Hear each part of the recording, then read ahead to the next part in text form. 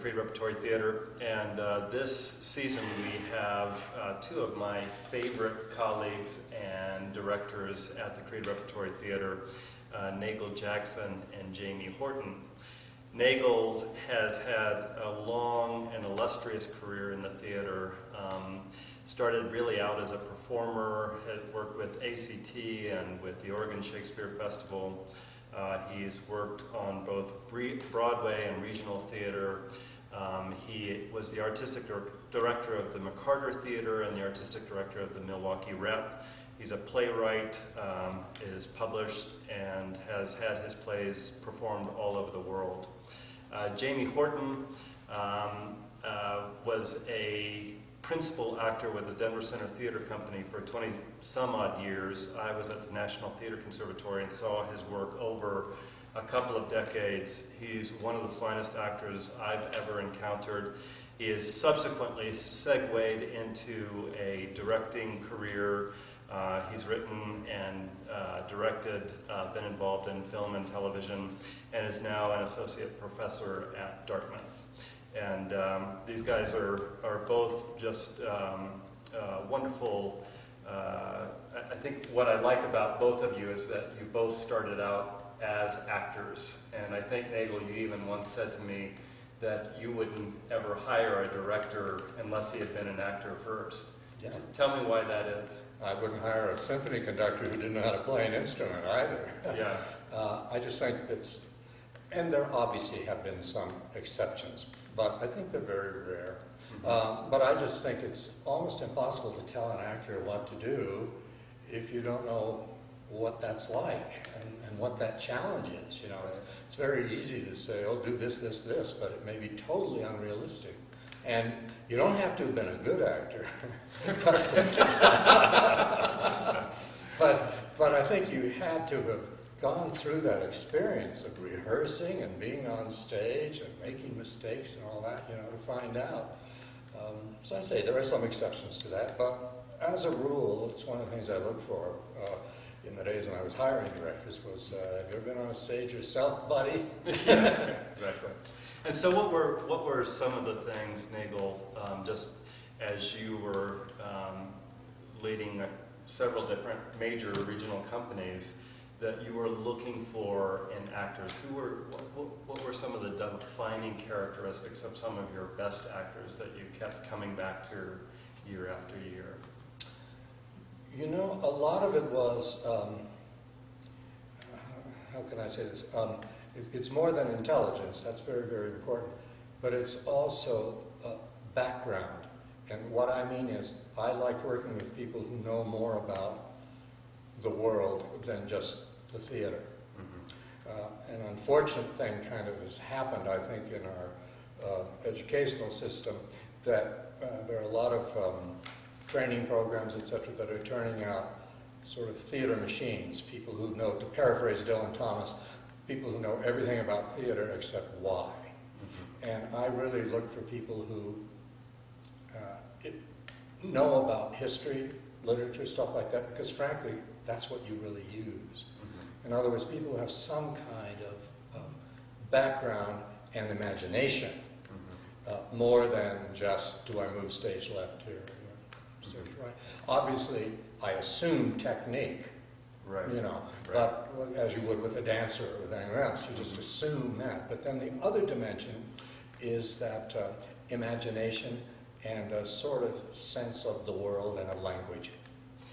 And Jamie, since you're actually teaching now,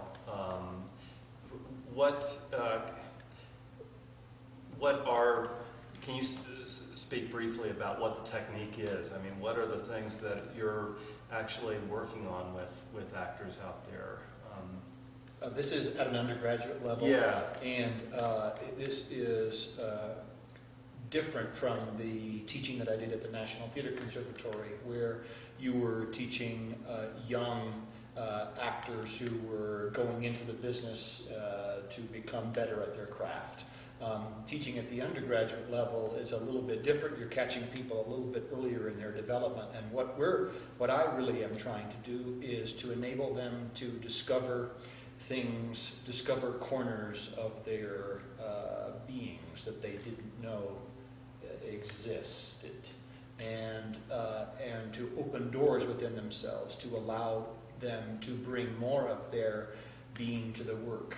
And Uta Hagen talks a good deal about what that really means. And for me, in my career in the theater, I find that whenever I take on a role, I'm opening some sort of door into myself, and that if I am attentive to it, I become a richer human being as a result of opening those parts of myself that I need to access in order to become that person.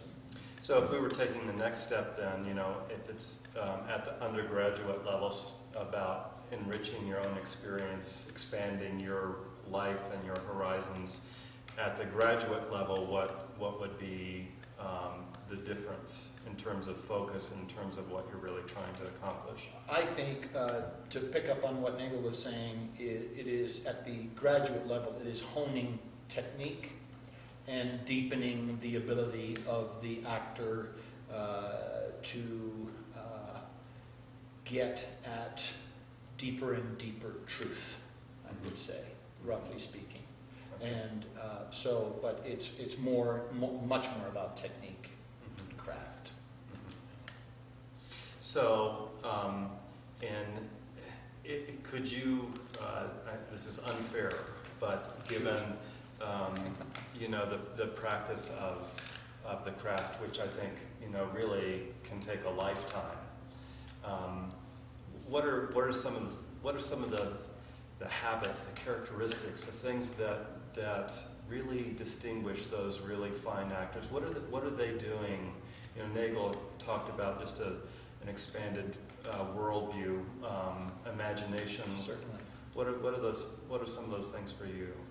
I would say, I'm going to paraphrase Laura Linney, who we were fortunate enough to have up at Dartmouth not too long ago, who said that one of the first tasks of an actor is the ability to continue to ask why until there are no whys left.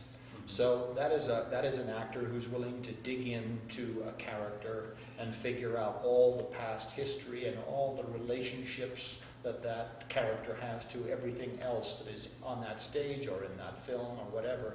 And I really am fond of that as a principle. And one of the habits of a great actor is the homework that actor does.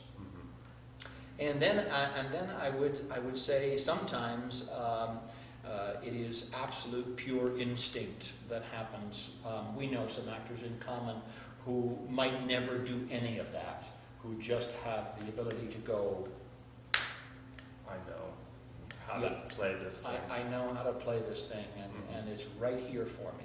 And you'll spend an entire rehearsal period trying to get them back to the first reading that they did.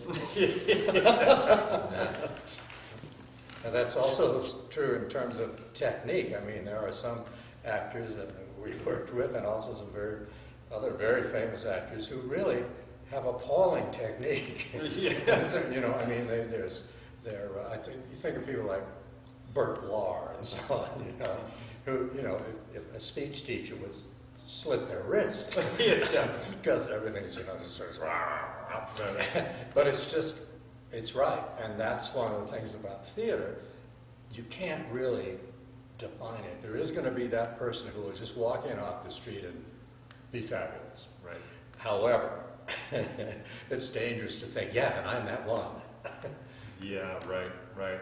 I would say another really observation is clearly an important tool for the actor. You look around, you look into yourself for sure, but you look out at other people, and you just pick up a vast amount of information that you then can access as an actor. How the character moves, where the character is moving from, as we say. Is this a person whose center lives right here, whose center lives right here? My dear mentor and mutual friend, Rod Alexander. My mentor as well. Yep, used to speak a great deal about that. That's something that I have kept with me as an actor. Where does the voice come from? What kind of, and you increase the ability of your instrument and the range of your own instrument that way. Mm-hmm. That's interesting because my first formal theater studies were after I left college, because I didn't major in theater, but I was in a place where you could do a lot of shows, and I worked with the same person, Rod Alexander, who's a wonderful teacher. But my first sort of formal training was in mime, of all things. Mm-hmm. And talking about that, we explored a lot, and I use it in directing, though I never ever use the terms. Mm-hmm. But where is your center of gravity? And that's sort of the same thing. Mm-hmm. And if it's lower, you get to a more kind of a sensual, one might even say brutish kind of thing. You know? And if the center of gravity is very high, then you're into that sort of thing. So all that stuff, I do think that physical, let's see, what should I say? A comfort with your physical being and movement is very important for an actor. And Right. dance, mime, any stuff like that is, I think, really terrific. Terrific. Even if you're no good at it, it's terrific to Right. to study it and realize, oh yeah, all that's going on.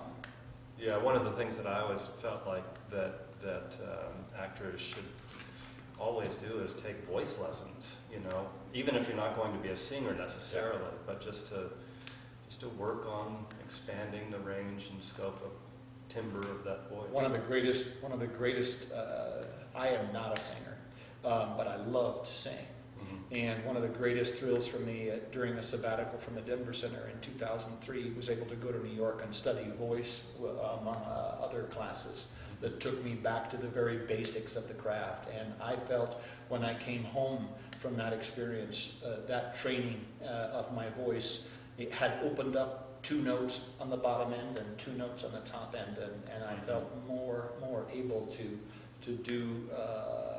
play John Brown at that time than I had ever had before. Mm-hmm. And I continue to take voice lessons now, and I absolutely adore it, though no one, trust me, will ever hire me to sing a solo on a stage.